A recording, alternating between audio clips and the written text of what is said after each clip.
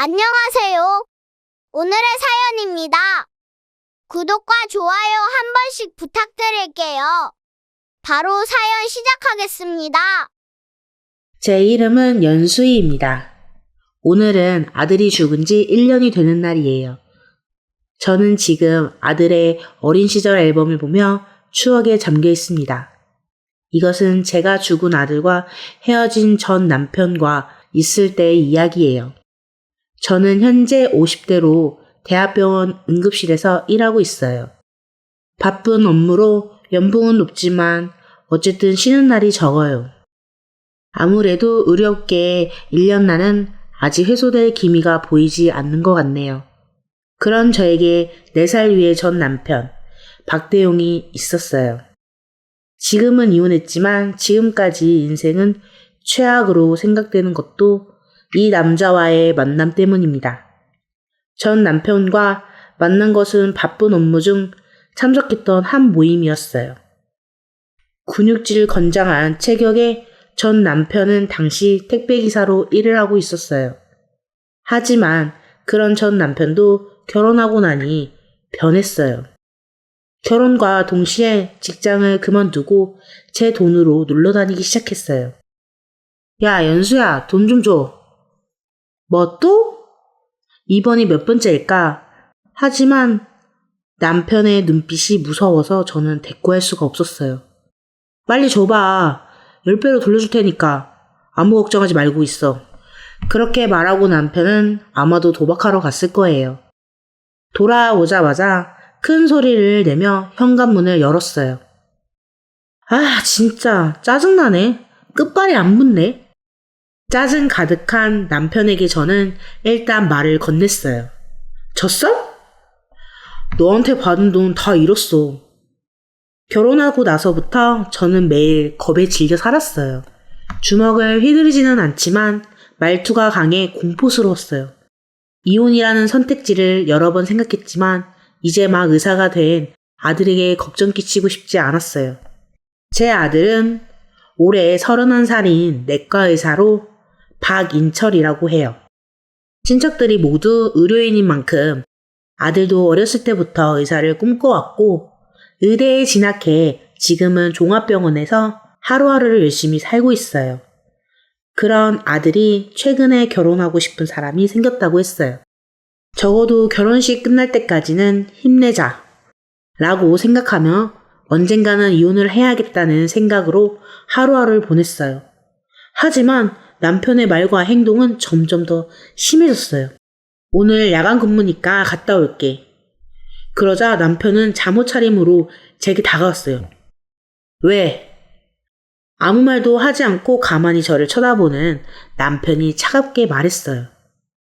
아직 빨래도 안 끝났잖아. 밥도 안 했고. 저는 의사일도 하면서 집안일도 하고 있었어요. 그에 비해 남편은 무직인데도 집안일을 도와주는 것도 아니에요. 더군다나 집안일은 제가 해야 한다는 것에 화났어요. 그 정도는 당신이 좀 해줬으면 좋겠어.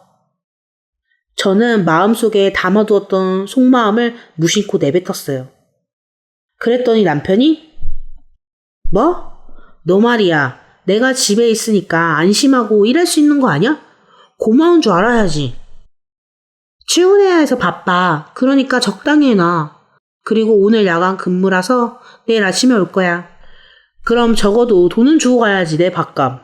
그렇게 말하면서 남편은 한 손에 제게 내밀었어요.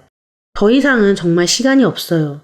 대받아치고 싶은 말이 많았지만 저는 일단 출근이 급해 지갑에서 돈을 꺼내줬어요. 그리고 그대로 뒤를 돌아 집을 나섰어요. 문제가 발생한 것은 제가 심야 당직을 서고 있을 때였어요. 한 간호사가 저를 찾아왔어요. 수희 선생님, 빨리 간호사실로 와주세요. 아무래도 보통 일이 아닌 것 같았어요. 혹시 환자의 상태가 안 좋아진 건가? 저는 서둘러 달려갔어요. 그런데 도착하자마자 다른 간호사가 제게 전화를 대신 받으라고 했어요. 전화를 받은 저는 수화기를 들고 여보세요, 연수희입니다. 그러자 들려오는 것은 다른 병원의 의사였어요. 박인철 씨 어머니 맞으시죠? 인철 씨와 함께 근무하는 사람인데요. 사실... 저는 그 말을 듣고 쓰러질 뻔했어요. 멍하니 수화기를 들고 서 있는 저를 간호사가 걱정스러운 눈으로 바라봤어요. 알겠습니다. 야간 근무가 끝난 대로 바로 갈게요. 인철이가 하반신 마비라니. 전화를 건 의사의 말에 따르면 아들이 비틀거리며 쓰러질 뻔한 환자를 도와주려다가 균형을 잃고 계단에서 떨어졌다고 해요. 그대로 허리를 찌은 아들은 머리부터 떨어졌대요. 기절과 함께 하반신은 완전히 쓸 수가 없게 된 거죠. 야간 근무가 끝난 저는 가장 먼저 아들이 근무하는 병원으로 향했어요. 그리고 그 길에 남편을 만났어요. 당신은 여기 어떻게 왔어? 너랑 똑같지. 병원에서 전화가 왔어. 우리는 그렇게 말을 주고받고 병실로 들어갔어요. 그러자 병상에 누워있는 아들 옆에 한 여자가 있었어요. 누구세요? 남편의 목소리에 여자가 돌아보았어요. 그 여성은 긴 흑발이 아름다운 아들의 약혼녀, 양미경 씨였어요. 아들이 사진을 보여준 적이 있으니 틀림없었어요. 안녕하세요. 저는 인철 오빠 여자친구 양미경입니다. 옆에 있는 아들은 아직 의식이 돌아오지 않았는지 인공심폐 장치에 연결되어 있었어요. 왜 저 장치를... 제가 아들을 보며 의아해하고 있을 때 한 의사가 병실로 들어왔어요. 선생님, 아들은 하반신 마비라고 들었는데 왜 인공심폐 장치를... 그냥 기절한 거 아닌가요? 그냥 기절한 거라 금방 깨어날 거라고 생각했거든요. 그러자 의사가 설명을 시작했어요. 그리고 머리와 폐도 다쳤다는 걸 알았어요. 그 말을 듣는 순간 우리는 아무 말도 할 수가 없었어요. 의사인 저도 뭐라고 말해야 할지 입이 떨어지지가 않았어요. 일단 수술은 성공적이었다고 하는데 중환자실은 지금 10,000원이라 어쩔 수 없이 일반 병동으로 옮겨졌다고 하더군요. 그 후 저는 한 달 동안 매일같이 아들의 병실을 찾았어요. 처음에는 양미경 씨와 몇 번 마주치기도 했어요. 하지만 점차 모습을 볼 수 없었어요. 그와 동시에 남편도 집을 자주 비웠어요. 하지만 생명을 구하는 일에 바쁜 저는 그런 것까지 일일이 신경 쓸 여유가 없었어요. 그런데도 하나님은 저에게 일부러 보여주려는 듯 충격적인 광경을 보게 됐어요. 바로 양미경 씨와 남편이 손을 잡고 호텔로 들어가는 모습이었어요. 왜 저 두 사람이... 그곳은 우리 집에서 그리 멀지 않은 곳이었어요. 제가 출퇴근하는 길목이기도 하고 이 동네에서도 유명한 곳이었죠. 혼란스러운 머릿속을 어떻게든 다스리며 남편을 만나자마자 물었어요. 저번에 당신이랑 양미경 씨가 같이 호텔로 들어가는 걸 봤는데 무슨 상황이야? 아, 짜증나네. 그래서 다른 데 가자니까. 혹시 양미경 씨랑 만나는 사이야? 그러니까 저런 애를 그냥 놔두는 게 아깝잖아. 인철이도 계속 잠만 자고 있고 미경이가 이렇게 말하더라. 날 이렇게 오래 기다리게 하는 건 용서할 수 없어. 왜냐면 여자는 무서운 존재야. 아무리 아파도 예의는 없어. 저는 망치로 뒤통수를 맞은 것 같은 강한 충격을 느꼈어요. 아들이 결혼까지 생각한다고 했는데 예의 바른 아이라고 생각한 게 제 착각이었어요. 우리 아들이 너무 불쌍했어요. 이제 그만하자. 우리 이혼해. 제 말에 남편은 시원하게 응했어요. 그 태도에서 진작에 나한테 관심이 없었구나 하는 생각이 들었어요. 그런 생각이 들자 더욱 분노와 슬픔이 밀려왔어요. 하지만 남편은 그런 여운을 남길 겨를도 없이 말을 이어갔어요. 위자료를 청구해도 되지만 기대하지는 마. 알다시피 난 무직이니까. 너랑 결혼한 것도 돈 때문인 거 다 알지? 당신 따위한테는 위자료 청구할 가치도 없어. 그렇게 생각하니 다행이네. 아들은 살기 위해 발버둥을 치고 있는데 그 와중에 바람을 피운 남편과 아들의 약혼녀. 이런 이유로 아들을 보러 오지 않았던 거죠.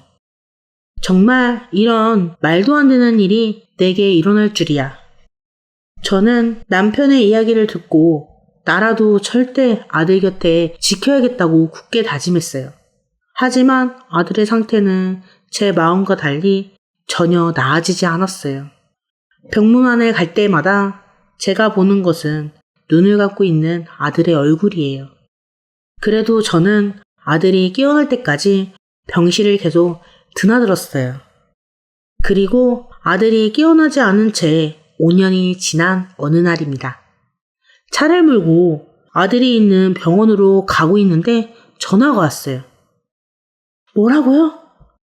저는 폰을 떨어뜨리고 그대로 굳어버렸어요. 그날 날씨가 비가 내렸던 것으로 기억하고 있어요. 창밖에서 들리는 빗소리조차도 그때는 들리지 않았어요. 병원에 도착해 병실로 향하니 심박수에 표시하는 모니터 화면이 꺼져 있었어요.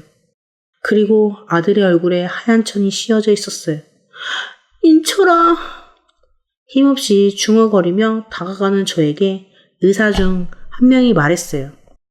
안타깝게도 아드님은 10분 전에 숨을 거뒀습니다. 제가 받은 전화는 아들이 심정지했다는 것이었어요. 제가 가는 동안 필사적으로 심폐소생술이 이루어졌던 건지 한 의사는 이마에 식은땀을 흘리고 있었어요. 하지만 심폐소생술을 했음에도 불구하고 아들은 하늘나라로 떠났어요. 5년이라는 긴 세월 동안 언젠가는 깨어날 거라고 굳게 믿었는데 말이죠. 영안실로 옮기려는 아들의 들것이 옆을 지나갈 때 저는 처음으로 넋 놓아 울었어요. 그 뒤로는 눈 깜짝할 사이였어요. 저는 이를 휴직하고 장례식 준비에 몰두했어요. 그리고 장례식 당일 저는 한 사람과 재회했어요. 맞아요. 바로 이혼한 전 남편이었어요. 너는...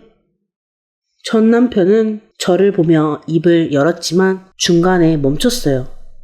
아무래도 제 이름을 생각나지 않는 모양이었어요. 벌써 내 이름을 까먹었어? 수희라는 이름이 그렇게 쉽게 잊혀져? 아, 맞다. 어쩐지 수박이 떠오르더라고. 당신이 어떻게 알고 왔는지 모르겠지만 뻔뻔하게도 잘 왔네. 아들은 살려고 발버둥 치고 있었는데 바람 피워놓고선 무슨 낯짝으로 여길 와? 난 장례식에는 관심 없어. 우리가 온 건... 전 남편이 말끝을 흐리기 전에 뒤에서 한 여성이 말을 했어요. 그것은 바로 전 남편과 바람을 피운 원흉의 인물, 양미경이었어요. 우리는 유산을 받으러 왔어요. 당신은 끼지 말고 있어. 왜? 뭐 어때서 그래? 여보가 말실수할까봐 그러지. 저는 두 사람을 바라보며 멍하니 서 있었어요. 5년이라는 시간이 흘렀지만 두 사람의 사이는 여전히 좋은 모양이었어요. 게다가 제 앞에서 애정 표현이 섞인 말을 했어요. 둘 다 좀 닥쳐. 제 말에 두 사람은 움직임을 멈췄어요. 그리고 잔소리는 여전하네. 알겠으니까 얼른 유산이나 줘.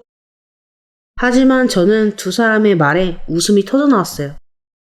뭐야, 뭔데? 왜 웃는 거야? 너희들은 뭐든지 자기들 마음대로 될 거라고 생각하나 봐? 세상이 그렇게 호락호락한 줄 아나 보네? 유산이라고 했지? 인철이 생명보험을 말하나 본데 그건 진작에 없어졌어. 아니, 없어졌다는 게 무슨 소리야? 정말 끼리끼리 만나서 돈만 밝히고 진짜 못났네. 인철이가 어디 너희 같은 거랑 같은 줄 알아? 도대체 무슨 말을 하고 싶은 건데 그래서 결론이 뭐야? 인철이는 생명보험에 가입하기 전에 나한테 이렇게 말했어. 제가 만약 엄마보다 먼저 죽게 되면 그때까지 모은 돈이나 생명보험은 모두 유니세프에 기부해주세요. 라고 말이지. 그래서 인철이가 죽고 나서 그 뜻대로 모두 유니세프에 기부했어. 나도 물론이고 너희한테 10원짜리 하나 줄 게 없다는 거지. 아, 진짜 미치겠네. 전 남편의 얼굴이 갑자기 창백해졌어요. 아무래도 진심으로 아들의 유산을 받으러 온 건가 봐요. 당신, 이제 어떻게 할 거야? 유산 받는 걸로 퉁치면 된다고 이번에 차도 바꿨잖아. 두 사람이 유산에 집착하는 이유를 알게 되었어요. 자동차를 사고 유산으로 내려고 한 거였죠. 둘 다 일을 안 해? 벌어서 차를 살 생각해야지. 일해. 나는 이삿짐센터. 얘는 편의점 알바. 차를 뭘 산 거야? 포르쉐 샀는데? 주제도 모르고 포르쉐? 유산이 있다고 해도 나이도 얼마 안 됐는데 그 정도나 있을 리가 없잖아. 진짜 어이가 없네. 너희들 욕심만 채우려다가 벌 받은 거니까 앞으로 잘 물고 다녀봐. 제가 여기까지 말하니 이제야 사태의 심각성을 알았나 봐요. 두 사람은 입을 반쯤 벌린 채 아무 말도 하지 않았어요. 절망에 빠진 둘을 사람들도 매섭게 노려봤어요. 그렇게 두 사람은 경비원에게 끌려나갔고 아들의 장례식은 순수하게 아들의 생각하는 참석자들과 함께 치러졌어요. 벌써 1년이 지났구나. 아들이 죽은 지 일주기인 오늘 저는 아들의 앨범을 보며 그렇게 중얼거렸어요. 그 후로 전 남편은 할부 갚느라 등골 빠진다고 하네요. 돈 벌어서 할부 갚느라 드라이브도 갈 시간이 없을 거예요. 아들아, 넌 천국에서 좋은 사람 만나서 행복하게 살고 있어. 엄마 곧 만나러 갈게. 오늘도 제 마음속에 있는 아들에게 말을 해봅니다.